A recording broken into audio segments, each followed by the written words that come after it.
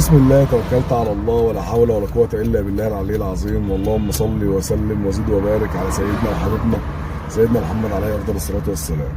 دلوقتي يا جماعة أنا عايز أسألكم سؤال والله بجد، يعني بما إن الحياة بقت غالية والدنيا بقت مش عارف إيه والكلام ده كله، إيه أرخص حاجة ممكن نجيبها في مصر؟ يعني إيه أرخص حاجة؟ يعني مثلا الورقة دي، الورقة ب 50 جنيه دي، يعني حد متهيألي ممكن تجيب حاجة في الزمن ده؟ متهيألي ما حدش يجيب حاجة خالص ب 50 جنيه دي. لا بقت تجيب يا صاحبي. اه والله بقت تجيب. هتقول لي هتجيب ايه؟ انا اقول لك هتجيب ايه. في مباراه مهمه بين الاهلي وبيراميدز في نهائي الكاس يوم 10 ان شاء الله، فهم بيفكروا ان هم يدخلوا الجمهور بساعه كبيره عشان يبقى الايه، المباراه حلوه ونهائي كاس وبطوله وكرنفال وكلام كبير كده يعني.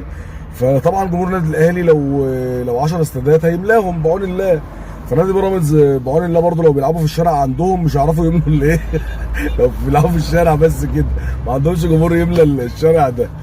فهم بقى ايه عايزين يشتروا ناس تيجي تشجعهم.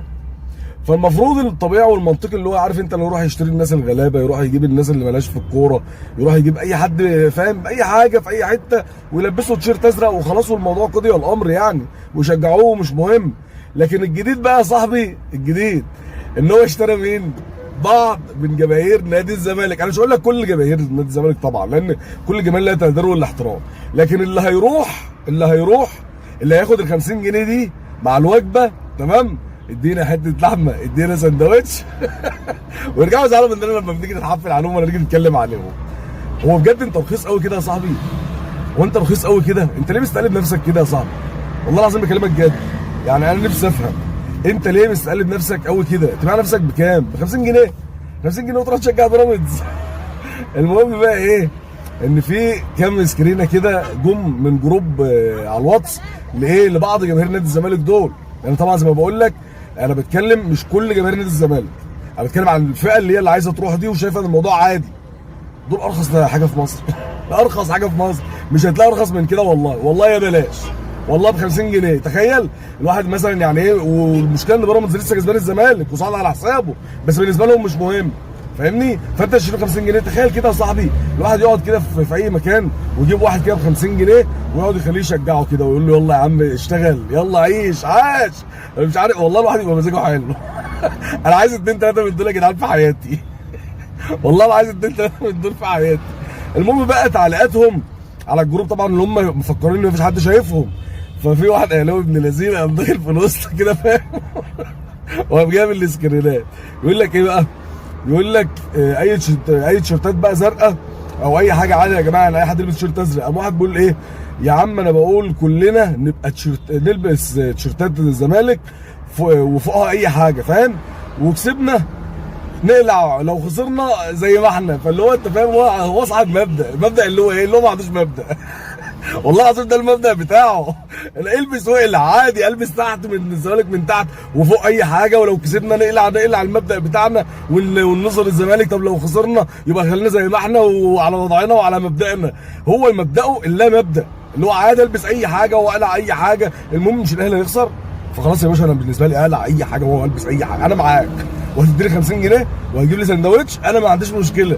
ده انا اصلا عايز الاهلي يخسر بس، لكن ما بالك بقى تديني كمان 50 جنيه؟ والله قليل يا صاحبي. بعتني بكام يا 20؟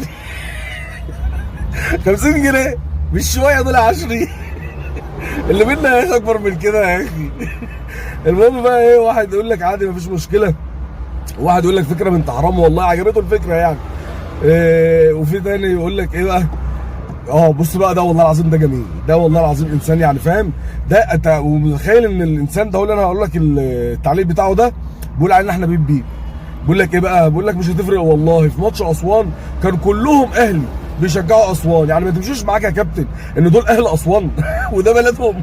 هم بقى بيشجعوا الاهلي ما بيشجعوش الاهلي مش مهم، بس هم دلوقتي من اسوان واسوان بيلعب الزمالك وهم من اسوان، فهم بيشجعوا اسوان بلدهم. ما تمشيش معاك كده، ما تمشيش مع لا ما تمشيش معاه. هم دول الاهلي وبيشجعوا اسوان، وده مبرر عشان احنا نروح نشجع بيراميدز وناخد 50 جنيه وناخد السندوتشات. انت صح، انت صح بصوت القرموطي، انت صح. ده انتوا اقسم بالله الواحد صايم، ده انتوا حظكم حلو، الواحد صايم مش عايز يقول الكلام ده. ممكن يفطر يعني.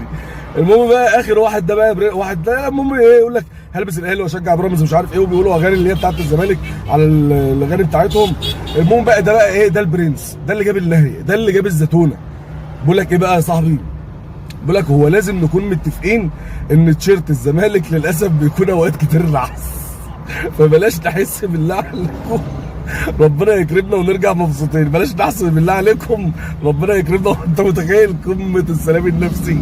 والله العظيم انت برنس يالا. هو بيشجع الزمالك وعارف اللي فيها، وبيقول لك تيشيرت الزمالك نحس وبلاش يا جماعه نلبسه عشان خاطر بيراميدز يكسب. انت ايه يالا؟ ايه الجبروت اللي انت فيه ده؟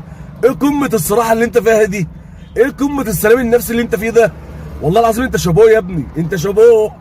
فالمهم يا جماعه، ما حدش بقى ايه يدور على اي حاجه تانيه رخيصه. انت معكش فلوس ومحتاج حاجه كده تسليك وتعمل لك اي حاجه وتدعمك وتشجعك في حياتك، روح اشتري واحد من اللي هم يروحوا يحضروا الماتشات دي، فاهم؟ اللي يحضروا الماتش ده يعني. وعموما احنا في انتظارهم، وان شاء الله باذن الله كل اللي جاي ايه دايما خير، وان شاء الله نتقابل بعد الماتش باذن الله، واحنا فرحانين وهم مكسور عينهم كالعاده باذن واحد احد. واي زملكاوي محترم على عينه وعلى الراس، انا بتكلم على الفئه اللي من النوعيه دي اللي هتروح المباراه ب 50 جنيه وسندوتش. شكرا لكم والسلام عليكم ورحمه الله وبركاته.